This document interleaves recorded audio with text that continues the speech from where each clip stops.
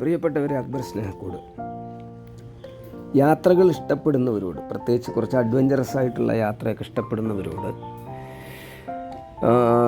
നിങ്ങൾ ഊട്ടിയിലൊക്കെ പോയിട്ട് വരുമ്പോൾ ഊട്ടിയിൽ നിന്ന് കോത്തഗിരി വഴി നിങ്ങൾ മേട്ടുപ്പാളയത്തേക്ക് വരികയാണെങ്കിൽ ഇതുപോലുള്ള കൂറ്റൻ കാട്ടുപോത്തുകളെ, ഇന്ത്യൻ ഗൗർ, വളരെ എന്താ പറയുക, മസിൽ, ഭയങ്കരമായിട്ടുള്ള മസിലാണ്, അങ്ങനെ കാണാൻ തന്നെ ഒരു ഭംഗിയാണ്,